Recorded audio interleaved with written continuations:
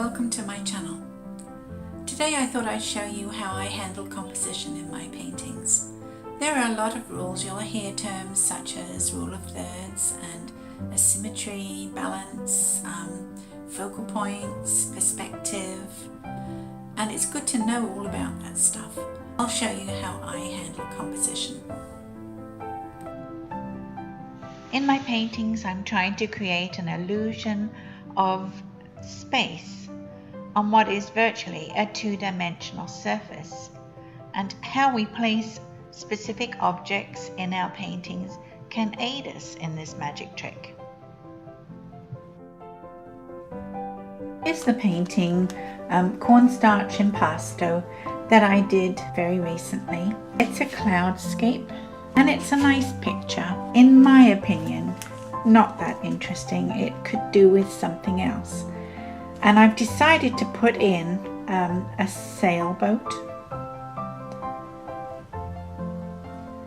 and 3 birds.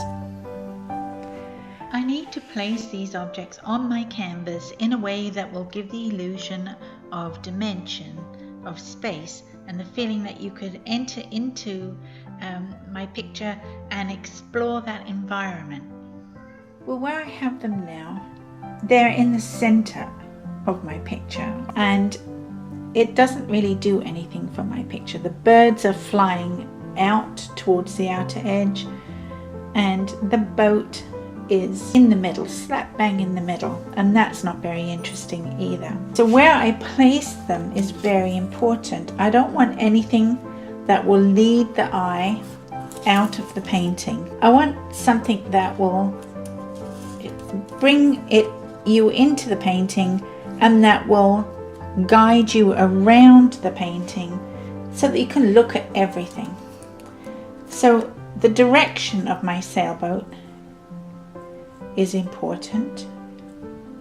And I think this one is a little on the big side, but it demonstrates. So I have the jib facing in towards the center of the painting. That's the head sail on the sail. I know nothing about sailing. So I have the jib with wind in it to indicate motion. It could have been just another triangle, but I've got the sailboat going in towards the center of the picture.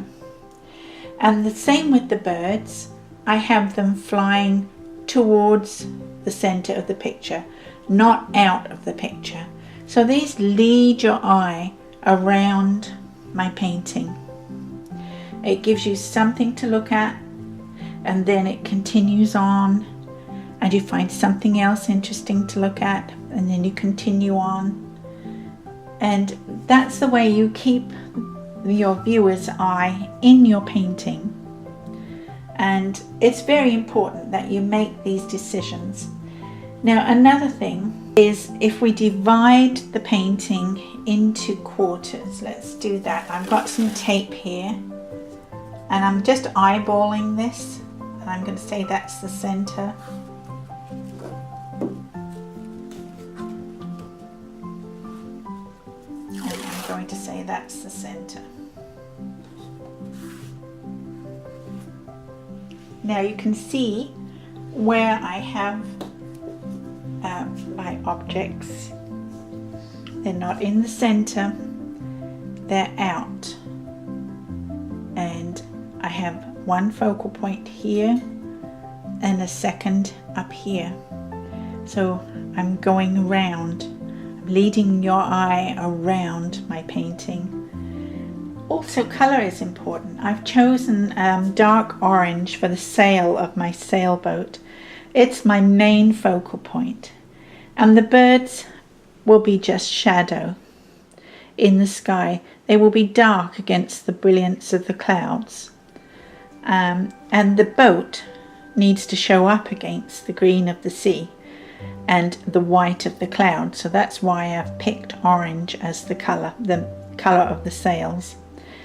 And I'll show you after I've painted them in. You only need the main shapes. There's a mast in between these two sails, but you won't see it. It'll be on the distant towards the horizon, probably smaller than the one that I have here that I've used for demonstration, and you'll be too far away to see the mast, but you will see the main shapes of the sails, and you very likely won't see the actual boat itself, the hull of the boat. With the birds, the largest one is closest to us. As they get further away, we see a little bit of a tail on here. As they get further away, there's less detail and they become smaller, and our eye reads that as distance, and it takes us into the painting and tells us that we're going into a space. The sailboat and the birds have added a little more interest to my painting.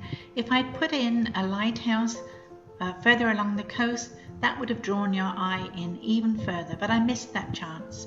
I hope you enjoyed the video. Please give me a thumbs up if you did, and hit the subscribe button to see more of my videos, and I'll see you next time. Thank you for watching.